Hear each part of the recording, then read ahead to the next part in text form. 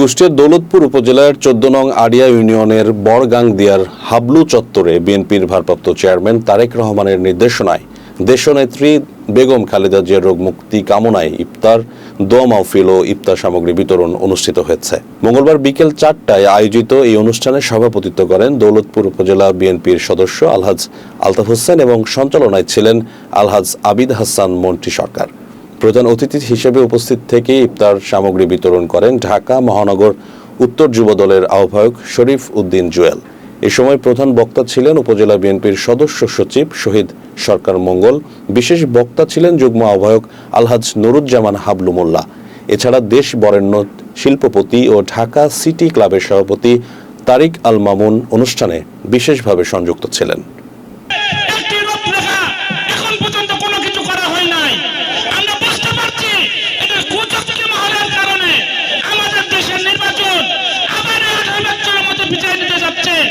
এখনো দেখতে পাচ্ছি ৫ই আগস্টের পরে কিছু কিছু পরিবার তারা দৌলতপুরবাসীকে তারা নিজেদেরকে তারা রাজা মনে করে এবং দৌলতপুরবাসীকে তারা প্রজা মনে করে।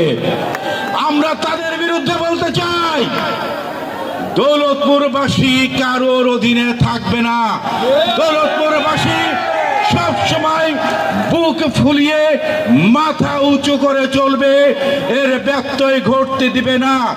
যদি কেউ এই মাফিয়া ফ্যাসিস্ট হাসিনার মতো দৌলতপুরবাসীকে আবারও কেউ যদি পরাধীনতার শৃঙ্খলাবদ্ধ করতে চায়, আমরা তাদের উদ্দেশ্যে বলতে চাই, খুনি মাফিয়া ফ্যাসিস্ট হাসিনা যেমন পারেননি, আপনারাও কিন্তু পারবেন না।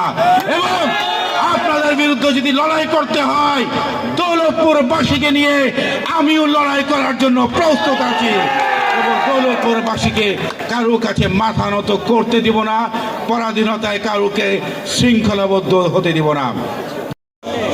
এই দৌলতপুর থানায় আমরা একমাত্র ৫ই আগস্টের পর অনেকজন অনেক নেতা কর্মী বিভিন্ন জন বঞ্চিত নেতা কর্মীদের বাদ দিয়ে দৌলতপুরে একটি চক্রীয় যেভাবে নিজেরা নেতা মেনে দৌলতপুর চালাচ্ছে, তাদেরকে কেন্দ্র করে উদ্দেশ্য করে আজকে আমি আমার দপ্তরে আমার ভাতিজা শরীফ উদ্দিন জুয়েল ঢাকা মহানগর উত্তর যুব দলের প্রধান অতিথি করে আপনারা দেখতে পাচ্ছেন। বাচ্চু মোল্লা না, আমি না, আরেকজন না, নেতার যোগ্যতা থাকলে লোক মাঠে আসে, তার প্রমাণ